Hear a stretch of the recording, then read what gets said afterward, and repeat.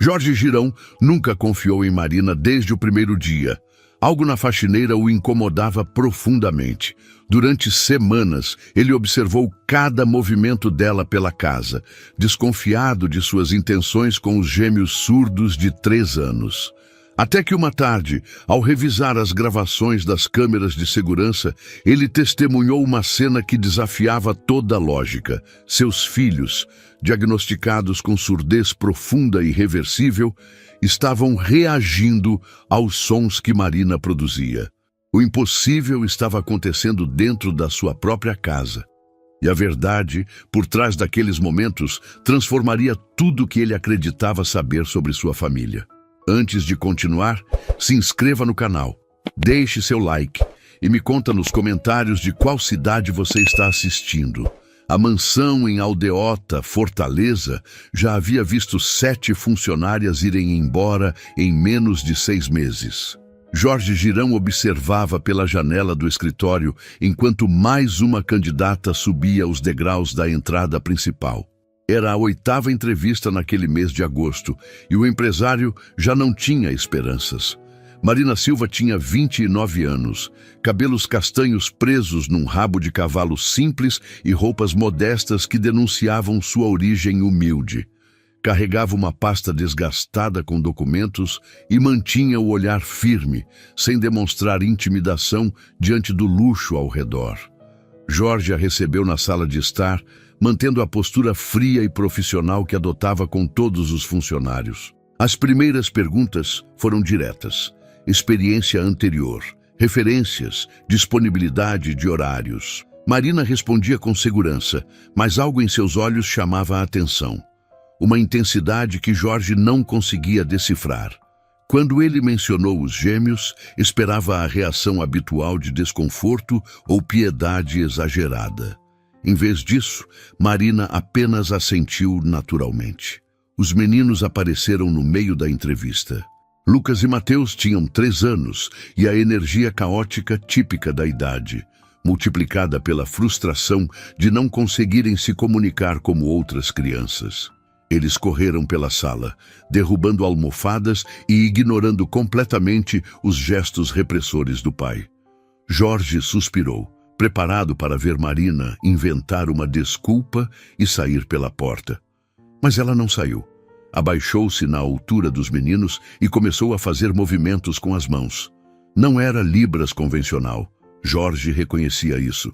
Eram gestos mais simples, quase intuitivos, acompanhados de expressões faciais exageradas que captaram imediatamente a atenção dos gêmeos. Em menos de 2 minutos, Lucas e Mateus estavam sentados no chão, hipnotizados pela mulher desconhecida. Jorge ficou em silêncio, observando. Nenhuma das outras candidatas havia conseguido nem 5 segundos de atenção dos meninos. Marina continuou interagindo com eles por mais alguns minutos, antes de se levantar e retomar a conversa como se nada de extraordinário tivesse acontecido. A contratação foi imediata. Jorge ofereceu um salário acima da média e Marina aceitou sem negociar.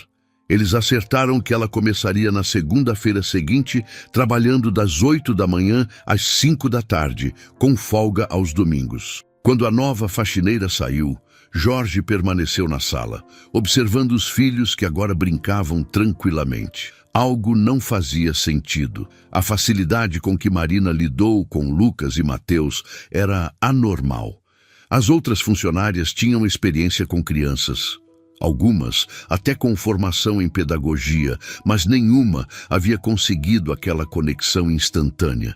E havia outro detalhe que incomodava Jorge. O jeito como Marina olhava para os meninos não era apenas profissional ou compassivo, era pessoal, íntimo, como se ela os conhecesse de algum lugar. Durante o fim de semana, Jorge não conseguiu parar de pensar nisso. Revisou o currículo de Marina dezenas de vezes, procurando alguma pista que explicasse aquele comportamento. Nada. Ela havia trabalhado em casas de família em bairros periféricos de Fortaleza, tinha referências satisfatórias, mas nenhuma experiência específica com crianças especiais. Na noite de domingo, Jorge tomou uma decisão. Ele possuía um sistema completo de câmeras de segurança espalhadas pela casa. Geralmente, as ignorava, confiando na privacidade dos cômodos. Mas desta vez, seria diferente. Ele configurou o sistema para gravar continuamente todas as áreas onde Marina trabalharia, especialmente os ambientes onde os gêmeos costumavam brincar. Não era desconfiança comum de patrão. Era algo mais profundo, visceral. Jorge precisava saber o que aquela mulher realmente queria com seus filhos. E estava disposto a descobrir, não importava o que as câmeras revelassem. Na segunda-feira, quando Marina chegou para o primeiro dia de trabalho, Jorge a cumprimentou normalmente, sem demonstrar qualquer suspeita. Mas enquanto ela vestia o uniforme e começava as tarefas, ele já estava no escritório, com os monitores ligados, pronto para observar cada movimento. A vigilância havia começado. E Jorge Girão ainda não sabia que estava prestes a descobrir algo que desafiaria tudo que ele acreditava ser impossível. As 2 primeiras semanas se transformaram numa rotina obsessiva para Jorge Girão. Toda manhã, assim que Marina chegava, ele trancava-se no escritório e ligava os monitores. 8 telas exibiam ângulos diferentes da casa. Sala de estar, cozinha, área de serviço, quarto dos gêmeos, corredor principal, área externa, sala de jogos e despensa. Ele assistia tudo em tempo real enquanto fingia trabalhar. Marina era eficiente, isso era inegável. A casa nunca esteve tão organizada. Ela limpava com atenção aos detalhes, preparava refeições balanceadas para os meninos e mantinha tudo impecável. Mas era o tempo que passava com Lucas e Mateus que deixava Jorge inquieto. Tempo demais, atenção demais, carinho demais para alguém que acabara de conhecê-los. Na terça-feira da primeira semana, Jorge flagrou algo estranho. Marina estava na sala de jogos com os gêmeos e, em vez de apenas supervisioná-los, sentou-se no chão e começou uma série de movimentos repetitivos com as mãos. Não eram gestos de libras que Jorge reconhecia dos cursos que fizera. Eram diferentes, circulares, rítmicos, quase hipnóticos. Lucas e Mateus a imitavam, completamente concentrados. Jorge anotou o horário e salvou a gravação. Aquilo poderia ser inocente, mas também poderia ser algo mais. Ele não sabia exatamente o que, mas seu instinto de empresário, acostumado a identificar ameaças nos negócios, estava em alerta máximo. Na quinta-feira, outra cena chamou sua atenção. Marina abriu uma gaveta específica na cozinha, onde ficavam guardados objetos antigos da falecida esposa de Jorge. Ele viu pela câmera quando ela pegou uma caixinha musical que pertencera a Amanda, sua esposa morta há 2 anos num acidente de carro. Marina segurou o objeto por longos segundos, acariciando-o com delicadeza antes de abri-lo. A melodia começou a tocar e ela fechou os olhos, como se estivesse sentindo algo profundo. Jorge sentiu o sangue ferver. Como ela sabia onde aquilo estava guardado? Por que mexeu em pertences pessoais sem permissão? Ele quase desceu para confrontá-la, mas algo o deteve. Precisava de mais evidências. Precisava entender o que estava acontecendo antes de agir. No fim da primeira semana, Marina começou a fazer algo ainda mais perturbador. Ela levava objetos de casa para perto dos gêmeos.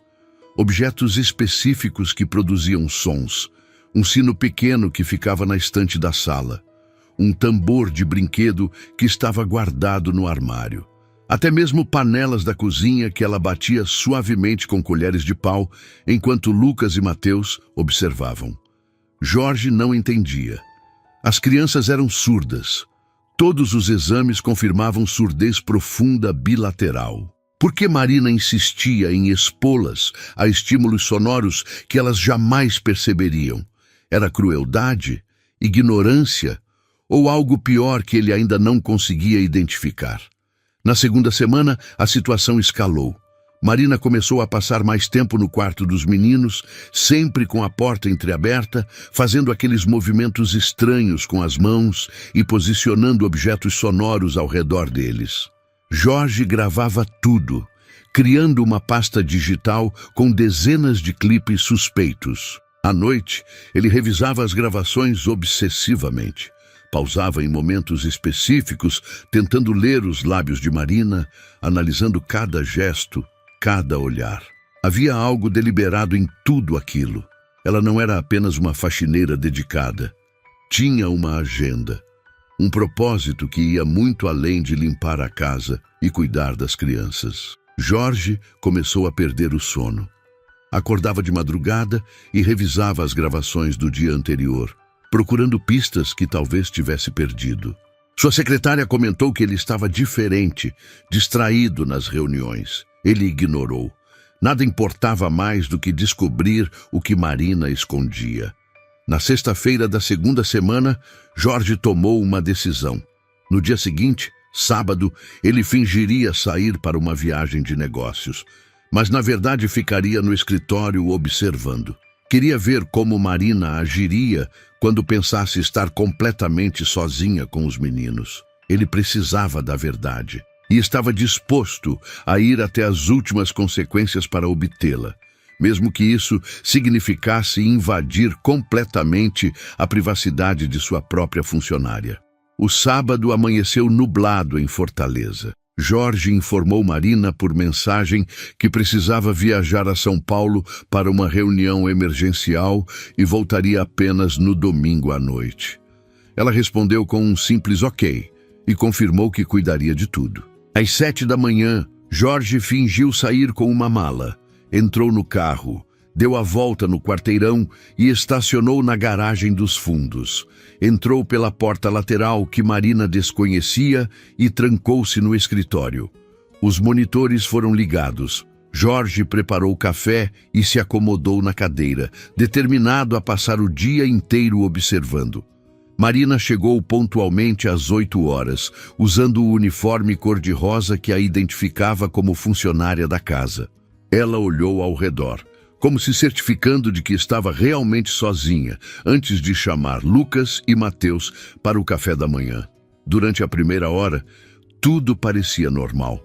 Marina alimentou os gêmeos, deu banho neles e arrumou o quarto. Mas às 10 horas, algo mudou. Ela foi até o armário da despensa e retirou uma caixa grande que Jorge nunca havia visto. De dentro, tirou vários instrumentos musicais infantis. Xilofones coloridos, maracas, apitos, guizos e um pequeno teclado de brinquedo. Jorge inclinou-se para a frente, franzindo a testa. De onde ela havia tirado aquilo? Ele conhecia cada centímetro daquela casa e nunca viu aquela caixa. Marina devia ter trazido de casa e escondido ali. Mas por quê? Na sala de jogos, Marina organizou os instrumentos em círculo no chão. Sentou Lucas e Mateus no centro e começou a tocar cada objeto um por vez. O xilofone produzia notas agudas. As maracas faziam um som de chocalho.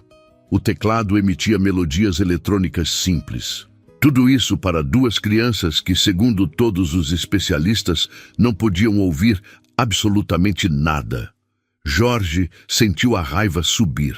Aquilo era um desperdício cruel de tempo. Marina estava iludindo a si mesma, ou pior, usando seus filhos para algum experimento absurdo. Ele segurou o telefone, pronto para ligar e demiti-la imediatamente. Mas então, algo o fez pausar. Lucas estava olhando fixamente para o xilofone. Não era um olhar vago, era concentrado, focado. E quando Marina bateu novamente nas teclas coloridas, o menino esticou a mãozinha e tocou o instrumento também. Mateus fez o mesmo com as maracas, balançando-as com um sorriso enorme no rosto. Jorge respirou fundo. Coincidência. Tinha que ser coincidência. Crianças pequenas imitam movimentos visuais o tempo todo. Não significava que estavam ouvindo. Ele continuou assistindo, tentando se convencer de que não havia nada de extraordinário acontecendo. Durante a tarde, Marina intensificou as atividades.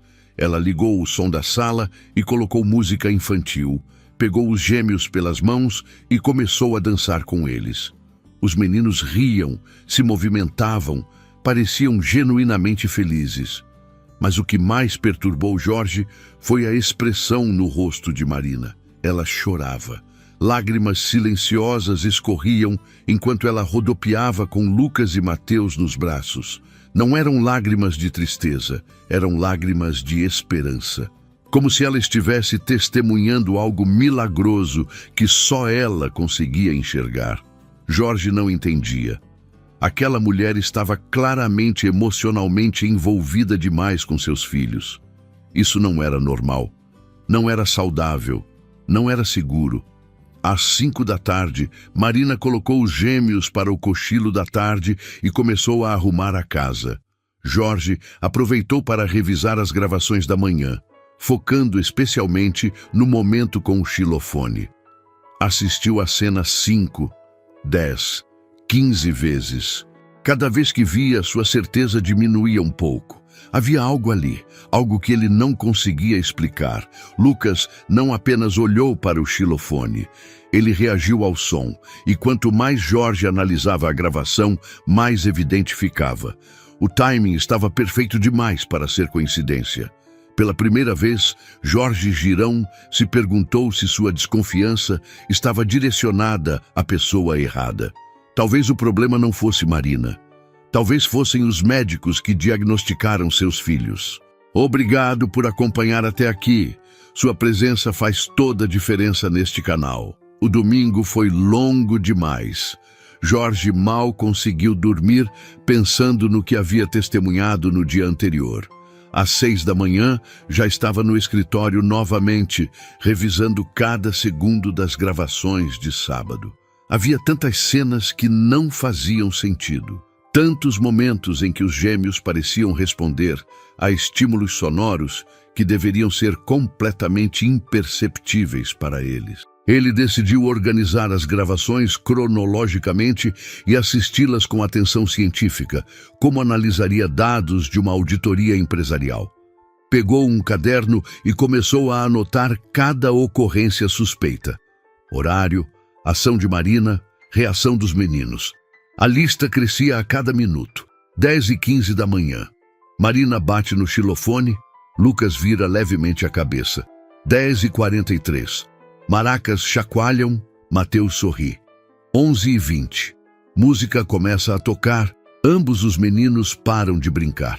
Jorge pausou nesse último item. Aquilo era estranho demais. Quando a música começou, Lucas e Mateus literalmente congelaram por 2 segundos antes de olharem para Marina, como se tivessem percebido uma mudança no ambiente, uma mudança sonora. Ele avançou na gravação, pulando para a tarde. Foi quando chegou ao momento que mudaria tudo. Eram 3h27 da tarde. Marina estava sentada no chão da sala de jogos com os gêmeos. Eles brincavam com blocos de montar, construindo torres desajeitadas que desmoronavam e os faziam rir. Marina observava com aquele sorriso carinhoso que tanto incomodava Jorge. Então, de repente, ela ficou séria. Olhou diretamente para Lucas, que estava de costas para ela, focado nos blocos, e bateu palmas. Uma vez. Forte. O som ecoou pela sala silenciosa. Jorge viu o que aconteceu a seguir e sentiu seu coração parar. Lucas virou a cabeça.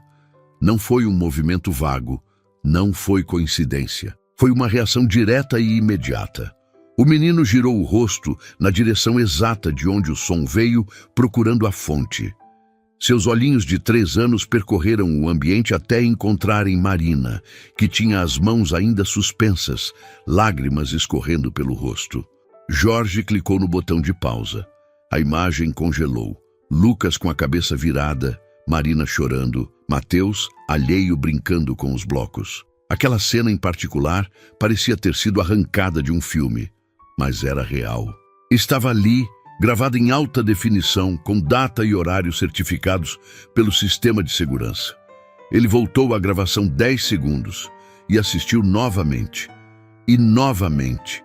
E novamente, 23 vezes ao total. A cada repetição, a realidade se tornava mais inegável. Lucas não estava reagindo a movimento. Marina estava atrás dele. Não havia estímulo visual. A única coisa que mudou no ambiente foi o som das palmas. Jorge levantou-se da cadeira cambaleando. Suas pernas tremiam. Sua respiração estava acelerada. Durante 2 anos, desde o diagnóstico aos 12 meses de idade, ele havia aceitado a surdez dos filhos como uma verdade absoluta.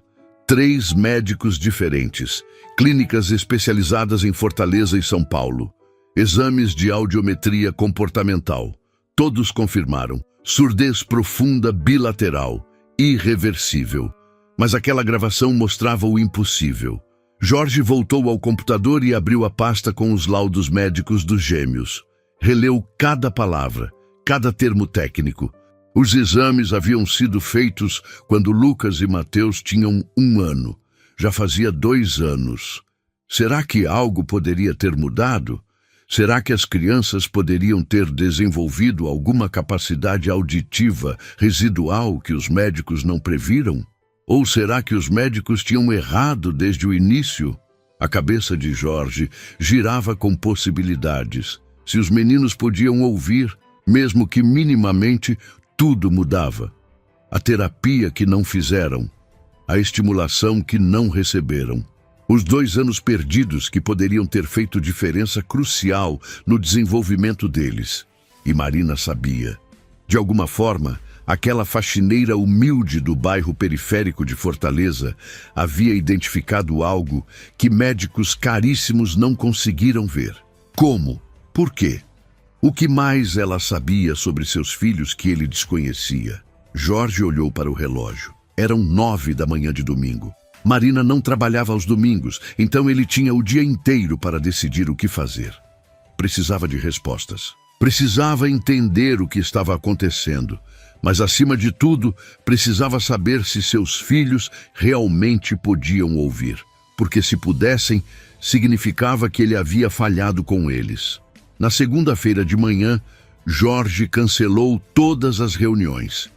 Antes que Marina chegasse, ele já estava ao telefone com a secretária, pedindo indicações dos melhores otorrinolaringologistas pediátricos do Brasil. Queria uma segunda opinião. Na verdade, queria uma terceira, 4ª e 5ª opinião. Precisava de certeza absoluta. Conseguiu uma consulta emergencial para aquela mesma tarde em uma clínica particular no bairro Meireles. O Dr. Roberto Fernandes era considerado um dos maiores especialistas em surdez infantil do Nordeste. Jorge inventou uma desculpa para Marina sobre compromissos inadiáveis e saiu com os gêmeos às 2 da tarde. A consulta durou quase 3 horas. Dr. Fernandes realizou novos testes de audiometria, exames de emissões otoacústicas e potencial evocado auditivo. Lucas e Mateus, acostumados com aquele tipo de procedimento, colaboraram relativamente bem. Jorge observava cada movimento do médico, cada anotação no prontuário, tentando decifrar as expressões faciais em busca de pistas. Quando os exames terminaram, Dr. Fernandes chamou Jorge para a sala particular. O médico tinha 50 e poucos anos, cabelos grisalhos e uma postura séria que não prometia boas notícias. Ele abriu as pastas com os resultados e olhou diretamente para Jorge. Senhor Girão, preciso ser honesto com o senhor. Os exames confirmam o diagnóstico anterior. Lucas e Mateus apresentam surdez neurosensorial profunda bilateral. Ambos os ouvidos, ambas as crianças. Os resultados são conclusivos. Jorge sentiu o chão desaparecer sob seus pés. Mas então como explicar a gravação? Como explicar Lucas virando a cabeça ao som das palmas? Ele mostrou o vídeo para o médico, que assistiu com atenção clínica. Entendo sua confusão, Dr. Fernandes disse calmamente. Mas crianças surdas desenvolvem compensações sensoriais. Elas captam vibrações pelo chão, percebem mudanças sutis no ar, leem microexpressões faciais. O que o senhor vê como reação ao som pode ser reação a outro estímulo que não percebemos conscientemente. Jorge não estava convencido, mas agradeceu e voltou para casa com os gêmeos. Durante todo o trajeto, sua mente fervilhava. A ciência dizia uma coisa, as gravações mostravam outra. E Marina, aquela mulher misteriosa, parecia ter todas as respostas. Quando chegaram em casa, Marina estava terminando a limpeza da cozinha. Jorge pediu que ela colocasse os meninos para brincar no quarto e esperasse na sala. Ele precisava de respostas. Agora. Marina sentou-se no sofá com as mãos entrelaçadas no colo. Jorge ficou de pé, assumindo uma postura intimidadora que usava em negociações difíceis. Quero que me explique o que está fazendo com meus filhos, ele começou, com voz controlada, mas firme. Os instrumentos musicais, os objetos sonoros, as palmas. Por que você insiste em expor crianças surdas a estímulos que elas não podem perceber? Marina o encarou sem desviar o olhar. Porque elas podem perceber. 3 médicos dizem que não. Acabei de voltar de novos exames. Surdez profunda confirmada. Os exames estão errados. Jorge deu um passo à frente, a voz aumentando. Como você pode afirmar isso? Você é médica, especialista em audiologia, ou apenas uma faxineira que acha que sabe mais do que profissionais com décadas de experiência? Foi um golpe baixo e ele sabia disso. Mas estava desesperado, confuso, assustado. Marina se levantou e pela primeira vez desde que a conhecera, Jorge viu raiva nos olhos dela. Eu sei porque passei pela mesma coisa, ela disse, a voz tremendo. Eu também fui diagnosticada com surdez profunda aos 8 meses de idade. Meus pais também ouviram que era irreversível. Também me levaram a dezenas de médicos. Todos disseram a mesma coisa. Jorge ficou paralisado. Marina continuou, as lágrimas começando a escorrer. Até que uma fonoaudióloga percebeu que eu reagia a frequências graves. Não eram os exames que estavam completamente errados, era a interpretação deles. Eu tinha uma condição raríssima chamada microfonia residual. Sons extremamente graves, vibrações específicas, eu conseguia captar. Mas os testes convencionais não detectavam. Ela deu um passo em direção a Jorge, com determinação nos olhos molhados. Eu sei exatamente o que seus filhos ouvem, porque eu também fui surda. E reconheço nos olhos deles o mesmo que minha mãe via nos meus. Lucas e Mateus não são completamente surdos, Senhor Girão. E se o Senhor não acredita em mim, vai condenar seus filhos aos mesmos anos de silêncio que eu sofri desnecessariamente. Jorge cambaleou até o sofá e se sentou pesadamente. Sua mente lutava para processar o que acabara de ouvir.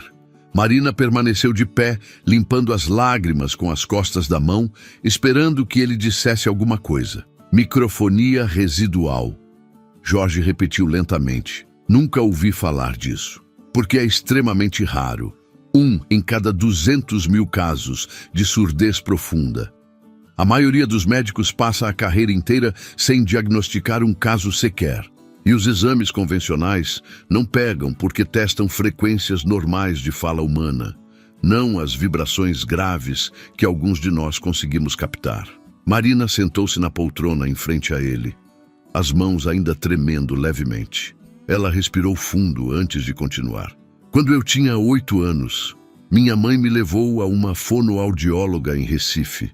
A doutora Beatriz era diferente. Ela tinha estudado casos raros na Europa e desconfiou do meu comportamento.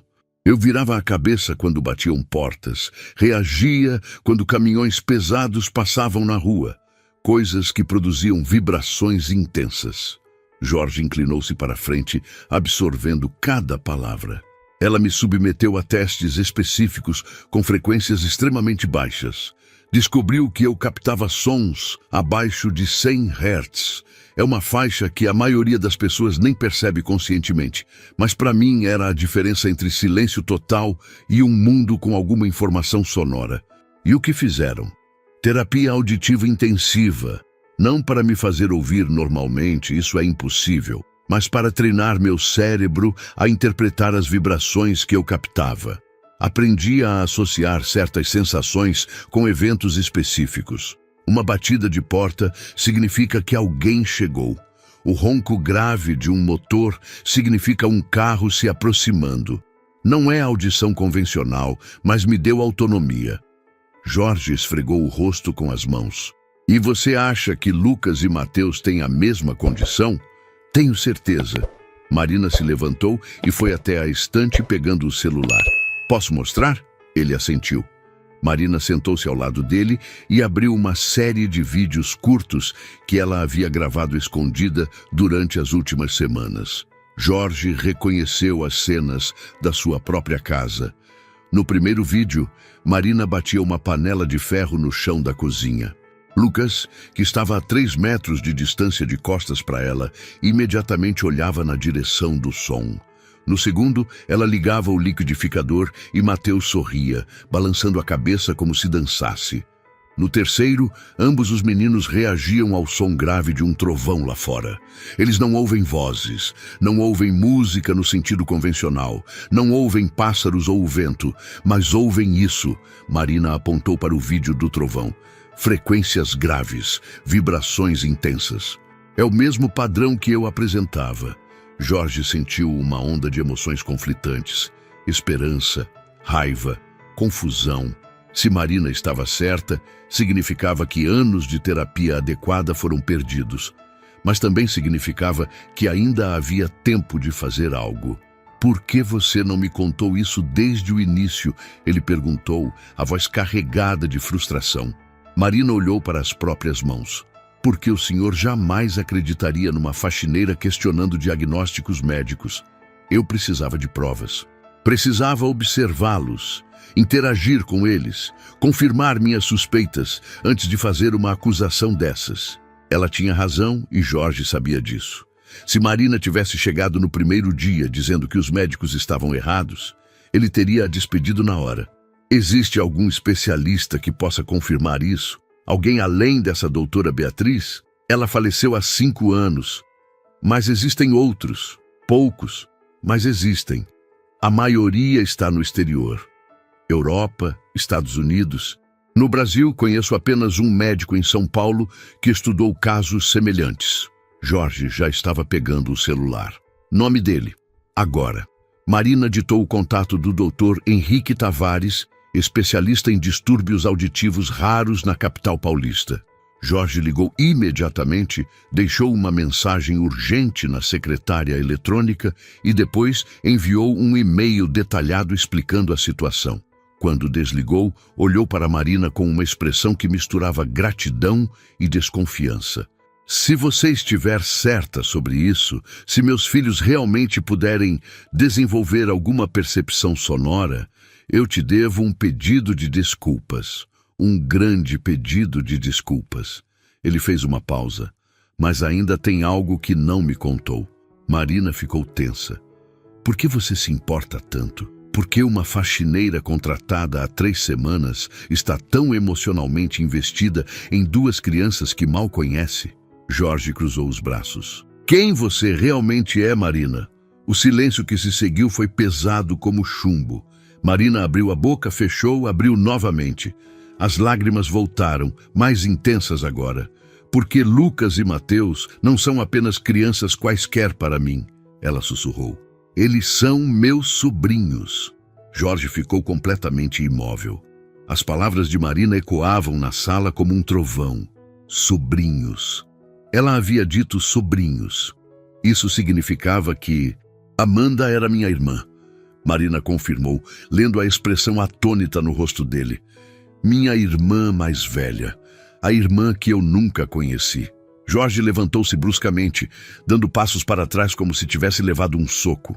Isso é impossível. Amanda não tinha irmãos. Ela cresceu em orfanatos.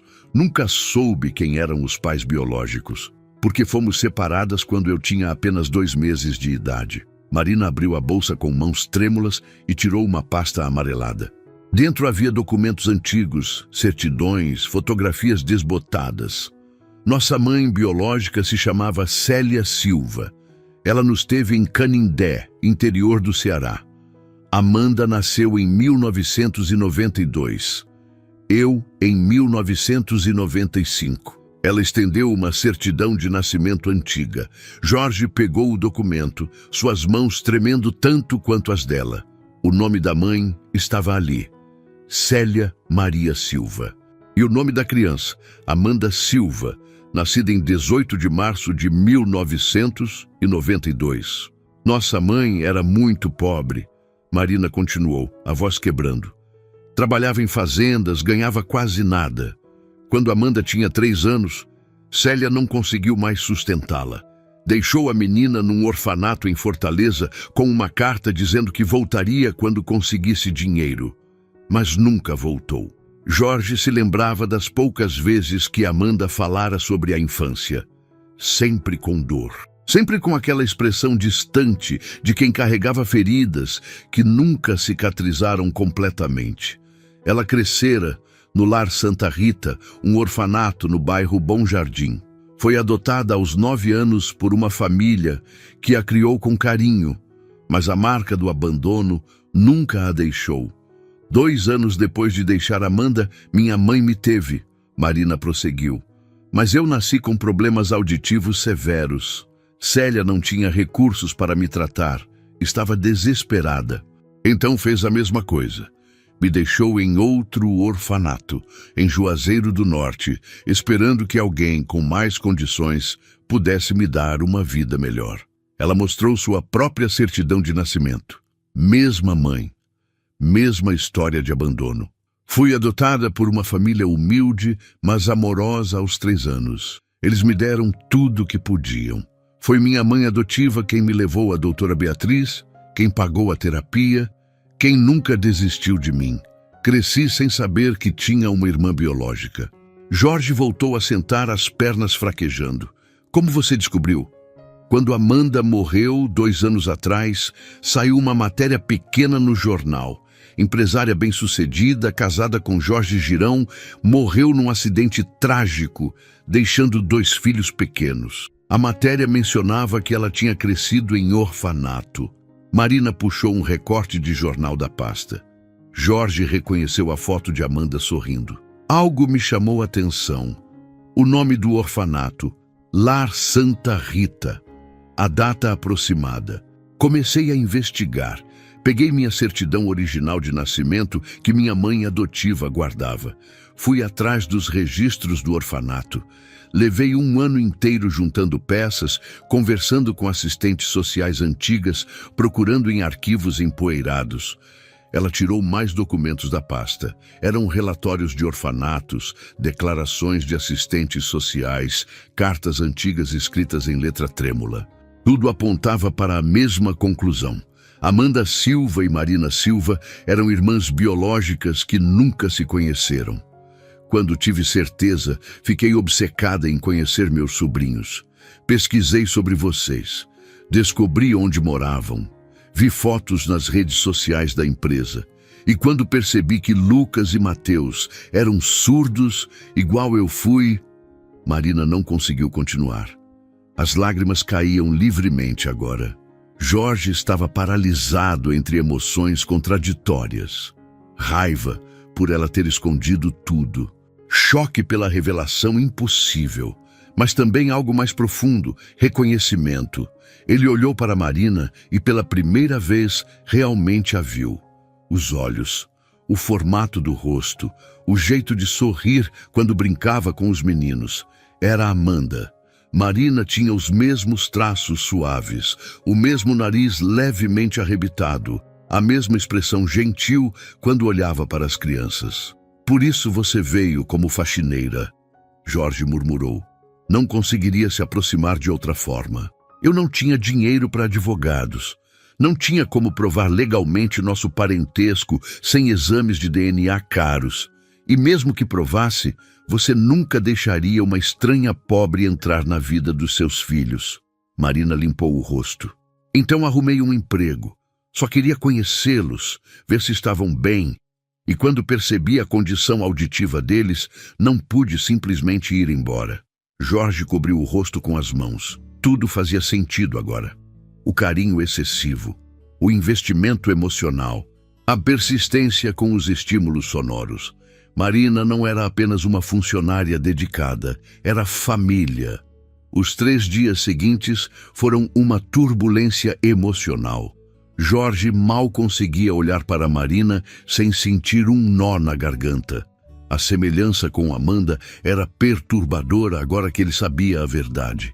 Cada gesto, cada sorriso trazia de volta memórias da esposa que perdera tão brutalmente. Na quinta-feira, o Dr. Henrique Tavares retornou a ligação. Jorge ativou o viva-voz para que Marina também pudesse ouvir. O especialista ouviu atentamente o relato de Marina sobre sua própria condição, analisou os vídeos que Jorge enviou por e-mail e fez dezenas de perguntas técnicas. Preciso examinar as crianças pessoalmente, Dr. Henrique concluiu. Mas baseado no que vocês descreveram, há uma probabilidade real de microfonia residual. Os sintomas se encaixam perfeitamente.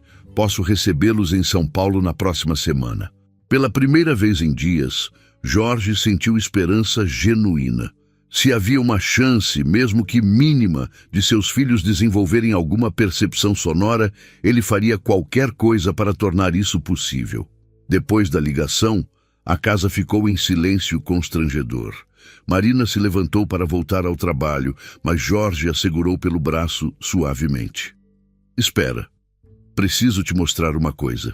Ele a levou até o escritório e abriu uma gaveta trancada da escrivaninha. De dentro, tirou uma caixa de sapatos velha que guardava havia 2 anos. Eram os pertences pessoais de Amanda que estavam com ela no dia do acidente. Telefone quebrado, carteira, chaves e um caderno pequeno de anotações. Amanda mantinha diários. Jorge explicou, passando o caderno para Marina. Nunca tive coragem de ler tudo. Era íntimo demais, mas talvez você devesse ver isso. Marina abriu o caderno com mãos trêmulas. As páginas estavam repletas da letra delicada de Amanda. Ela passou por entradas sobre a gravidez, sobre o nascimento dos gêmeos, sobre o diagnóstico de surdez. E então, nas últimas páginas, encontrou algo que fez seu coração parar. Era uma entrada datada de 3 semanas antes da morte de Amanda. O título estava circulado várias vezes. Procurando minha irmã. Marina leu em voz alta, as lágrimas começando imediatamente. Contratei um detetive particular.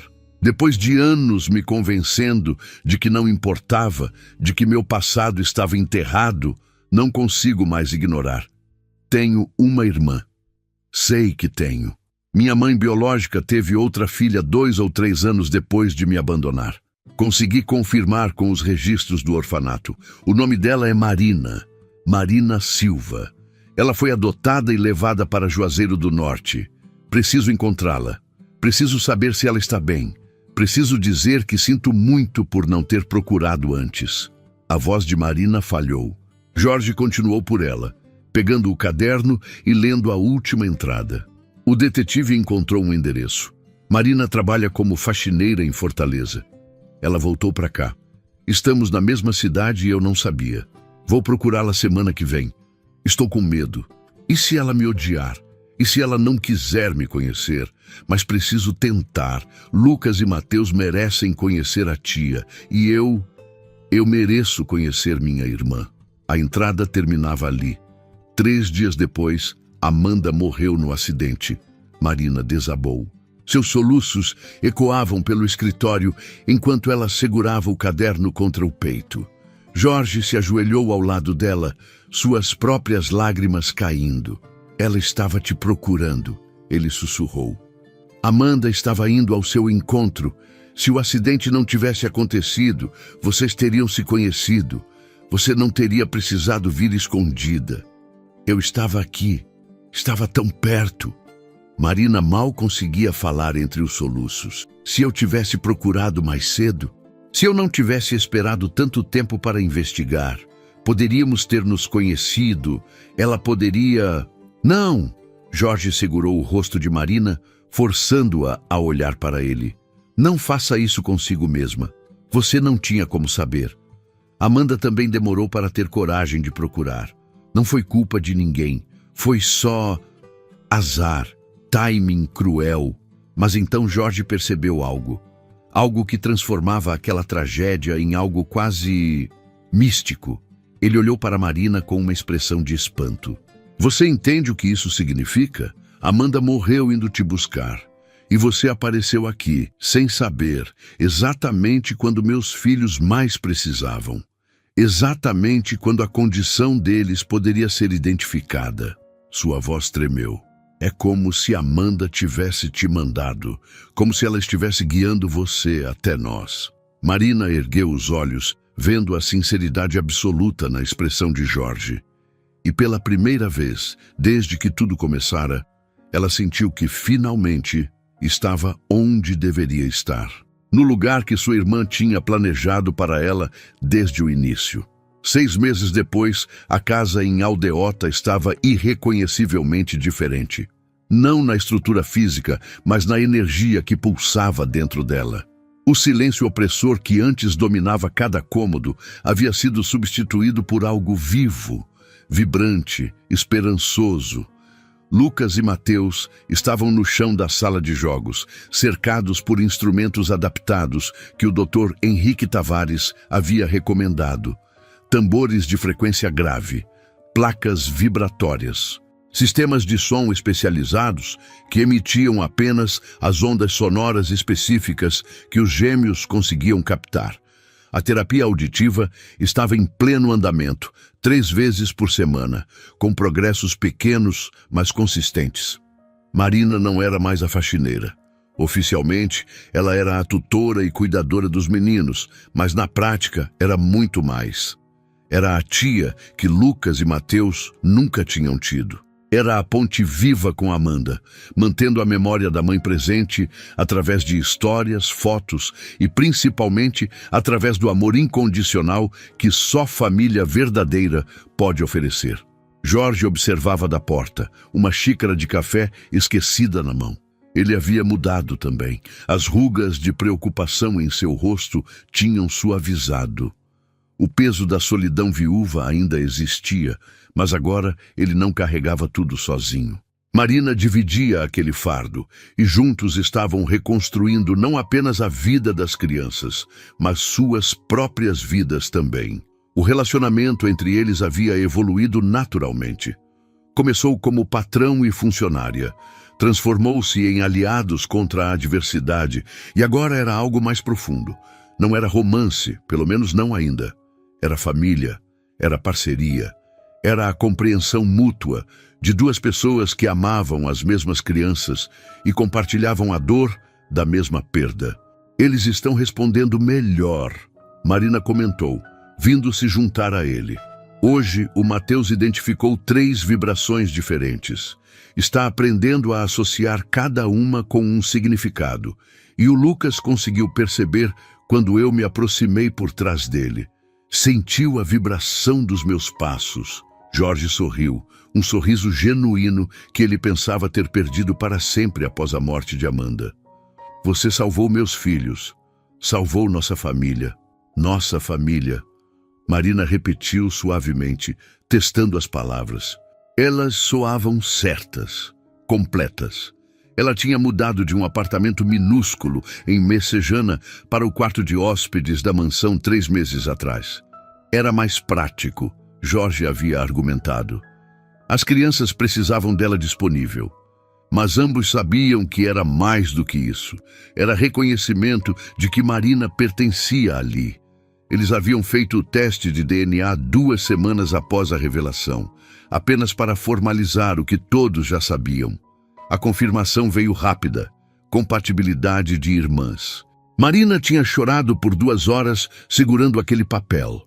Não era apenas validação científica, era a prova de que ela pertencia ali, de que sua conexão com aqueles meninos era real, legítima, indestrutível. Jorge havia ajustado seu testamento. Se algo acontecesse com ele, Marina seria a guardiã legal de Lucas e Mateus. Não havia mais ninguém em quem ele confiaria tanto. E financeiramente, ele garantiu que ela nunca mais precisaria se preocupar.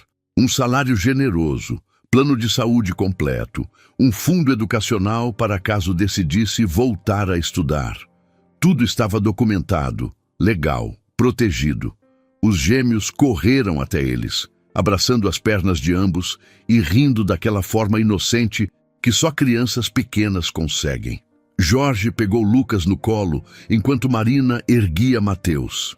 Os quatro formavam uma imagem que ninguém poderia ter previsto meses atrás. Uma família remontada com peças quebradas que, juntas, criavam algo novo e surpreendentemente belo. "Sabe o que eu acho?" Jorge disse, olhando Marina nos olhos. "Acho que Amanda planejou tudo isso. De alguma forma, lá de onde estiver, ela sabia que precisávamos um do outro. Sabia que Lucas e Mateus precisavam de você. E que eu também precisava." Marina assentiu, lágrimas boas escorrendo. Ela sempre foi mais inteligente que todos nós, mais forte também. Tenho certeza que está olhando agora e rindo da nossa cara, vendo quanto tempo demoramos para entender o plano dela. Lá fora, o céu de Fortaleza exibia um pôr do sol alaranjado típico de fevereiro. Dentro da casa, pela primeira vez em anos, havia algo que parecia muito com paz. Uma família estranha, construída sobre tragédia e coincidências impossíveis, mas ainda assim, uma família verdadeira. Jorge olhou para o retrato de Amanda na parede. Ela sorria naquela foto, tirada semanas antes do acidente, segurando gêmeos recém-nascidos, e pela primeira vez desde sua morte, ele não sentiu apenas dor ao ver aquele rosto. Sentiu gratidão, porque Amanda, mesmo na morte, tinha encontrado uma forma de proteger seus filhos, tinha enviado Marina, tinha completado o círculo que começou décadas atrás num orfanato em Fortaleza, e agora, finalmente, todos estavam em casa. E você, já desconfiou de alguém que acabou mudando sua vida? Conta aqui nos comentários. E se você ficou emocionado com essa história, compartilha com alguém especial. Nos vemos no próximo vídeo.